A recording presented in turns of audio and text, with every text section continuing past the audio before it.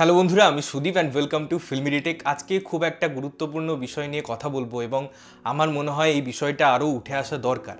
কারণ আমরা যারা সিনে লাভার আছি, আমরা যারা সিনেমা হলে গিয়ে প্রতিনিয়ত সিনেমা দেখি এবং অনেক ক্ষেত্রে ফার্স্ট ডে ফার্স্ট শো দেখার কথাও ভাবি বা অন্য সময়ে গিয়েও সিনেমা দেখার কথা ভাবি, তাদের জন্য একটা ভীষণ ইরিটেশনের জায়গা আছে এবং সেই জায়গাটাকেই অ্যাড্রেস করা হচ্ছে আজকের প্রধান কাজ।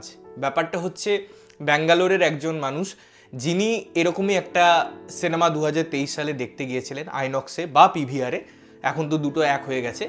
তো তারপর যে সিনেমা হওয়া বা শুরু হওয়ার একটা নির্দিষ্ট টাইম থাকে, তারপরে সিনেমাটা শুরু হয়, এই টাইমটাই কি হয়, অ্যাড দেখানো হয় এবং যে মধ্যান্তর থাকে অর্থাৎ ইন্টারভেল, সেখানেও অনেকক্ষণ অ্যাড দেখানো হয়। তার ফলে তার যে একটা প্ল্যান ছিল যে সিনেমা দেখে সে হয়তো কোনো কাজে যাবে, সেটাই তার দেরি হয়ে যায়, তার অর্থনৈতিক ক্ষতি হয় এবং মানসিক একটা প্রেশার আসে, তার ফলে তার অনেক কিছু কাজ পেন্ডিং হয়ে যায়।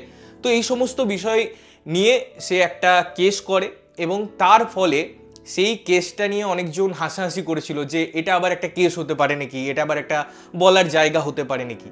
কিন্তু আলটিমেটলি এই জিনিসটাই জয় সেই যুবকের হয়, অর্থাৎ কোর্ট থেকে এই ভার্ডিক্ট আসে যে কাউকে ফোর্সফুলি কিছু করানো যাবে না, অ্যাড দেখানো যাবে না, 60,000 টাকা জরিমানা হয় এবং তাকে পেমেন্ট করতে বলা হয়, অর্থাৎ এই যুবককে। এবারে এই পুরো ঘটনাটার অনেক দিক আছে, অনেকে বলতে পারে এটা ঠিক, অনেকে বলতে পারে এটা ভুল, কিন্তু যারা সাধারণ অডিয়েন্স, আমি আপনি আমাদের মতো হাজারজন যারা সিনেমা দেখে, তাদের জন্য এটা খুশির খবর নাকি এর মধ্যে ব্যবসায়িক দিক থেকে ক্ষতি হলো, যারা স্পন্সরশিপ দেয় বা যারা অ্যাডগুলো দেয় থিয়েটারে, সব বিষয়ে আলোচনায় আসবো। তো প্রথমেই বলি যে আজ থেকে আমি যদি 5 বছর আগে চলে যাই, যখন আমরা আইনক্সে সিনেমা দেখতাম, তখন এইরকম অ্যাড চালানোর প্রবণতা ছিল না। হ্যাঁ, তখন অ্যাড চলতো, কিন্তু সেটা 5 মিনিট 10 মিনিট। কিন্তু এখন হয়ে গেছে, কোনো বড় বড় মার্বেলের সিনেমা আসে, বড় সুপারস্টারের সিনেমা আসে, ফর এক্সাম্পল শাহরুখ খানের সিনেমা আসছে, সেখানে এই সিনেমা শুরুর আগের যে ডিউরেশনটা না, কোথাও গিয়ে 40 মিনিট পর্যন্ত হয়ে যায়।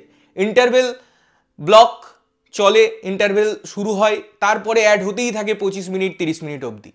এবারে প্রবলেম হচ্ছে তখন, কারণ এই যে পুরো অ্যাড দেখানোর ব্যাপারটা না, এটা আপনাকে ফোর্সফুলি করানো হচ্ছে।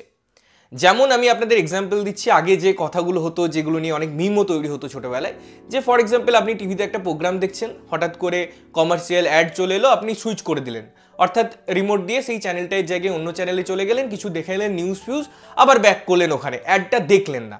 এবারে এই অ্যাডটা দেখা বা না দেখা, এটা কমপ্লিটলি আপনার সিদ্ধান্ত, আপনার স্বাধীনতা। সেটা কেউ ফোর্সফুলি বলতে পারে না যে না আপনাকে অ্যাডটা দেখতেই হবে। এবারে যে কমার্শিয়াল অ্যাডগুলো হয়, যে প্রমোশন মেটেরিয়ালগুলো তৈরি হয়, সেগুলো বিভিন্ন প্ল্যাটফর্মের জন্য তৈরি হয়।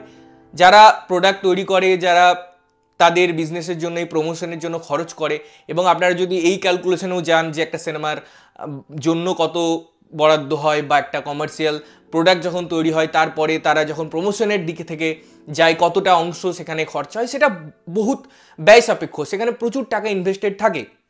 তো যারা কোম্পানির মালিক বা যারা এই দায়িত্বে আছে, তারা চায় যে মানুষ বেশিরভাগ ক্ষেত্রে দেখুক, কারণ অডিও ভিজুয়াল ইম্প্যাক্ট নিয়ে আমরা সবসময় কথা বলি। আজকে একটা পেপারে অ্যাড ছাপিয়ে এলো বা আপনি একটা হোর্ডিংয়ে দেখে নিলেন, তার থেকেও বেশি ইম্প্যাক্ট আপনার কাছে পড়বে ওই টিভিতে দেখা বা ইউটিউবে দেখা অ্যাড, বা এই যে সিনেমার পর্দায় দেখা অ্যাড, এই অডিও ভিজুয়াল মাধ্যম। আজকে যে ইউটিউবে রেভিনিউ জেনারেট হয়, সেটা কি জন্য? শুধুমাত্র এই অ্যাডগুলোর জন্য। অ্যাড আসে বলেই আপনার কাছে সেই রেভিনিউটা জেনারেট হচ্ছে। এবারে এই অ্যাডগুলোরও বিভিন্ন দিক আছে, কখনো সেখানে হয়তো একটা স্কিপ বলে অপশন থাকে, অর্থাৎ আপনাকে পুরো অ্যাডটা নাও দেখতে হলো, আপনি 3-4 সেকেন্ড দেখলেন, তারপর আপনার মনে হলো আপনি স্কিপ করে বেরিয়ে গেলেন। কখনো কখনো কিছু ছোটো ছোটো 5-10 সেকেন্ডের অ্যাড হয়, যেগুলোতে ওই স্কিপ অপশনটা থাকে না, সেটাও কিন্তু টেকনিক্যালি আপনাকে ফোর্সফুলি দেখানো হচ্ছে।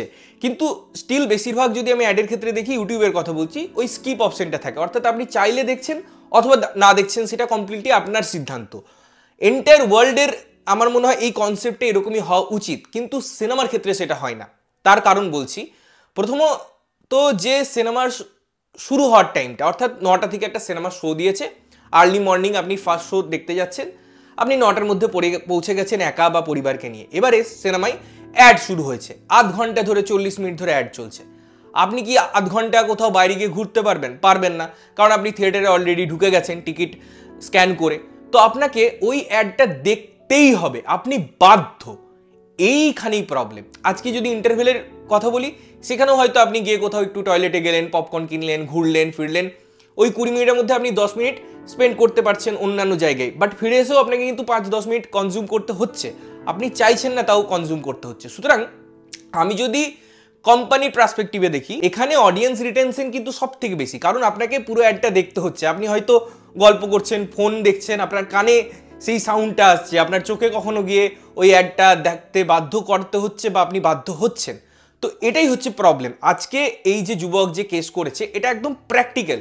কারণ আমি একটা প্ল্যানিং নিয়ে যাই, যারা অফিসে কাজ করে, যারা সিনেমা দেখাটাও পছন্দ করে, তারা ভাবে আমি 8টা থেকে একটা মর্নিং শো দেখলাম, 10টা 10:30টার মধ্যে শেষ হয়ে গেল, তারপর আমি অফিস গেলাম, এই প্ল্যানিং থাকে। কিন্তু সেই 10টা বা যে 8টায় শুরু হওয়ার কথা ছিল সিনেমাটা, সেটা শুরু হচ্ছে হয়তো 9:45 বা 9টায়, শেষ হতে হতে 11টা 11:30 বেজে গেল, তার অফিসে যেতে ডিলে হয়ে গেল, তার কাজের দিক থেকে একটা হ্যাকটিক শিডিউল ক্রিয়েট হলো, এবং যে অ্যাডগুলো দেখাচ্ছে সেগুলো আমাকে একটা মাথায় যন্ত্রণা দিচ্ছে, আমি বেশি কনজিউম করছি, আমার যে কনজিউমিং টাইম সেটা বেশি হচ্ছে, কারণ ওই প্রেসারটা, সিনেমা দেখার একটা ফ্লো নষ্ট হয়ে যাচ্ছে। কারণ সিনেমা মধ্যান্তর হয়, তারপরেই যদি 5 মিনিট 10 মিনিট গ্যাপ দেয়, আবার সিনেমাটা শুরু হয় না, সিনেমাটার রিদম মেনটেন থাকে।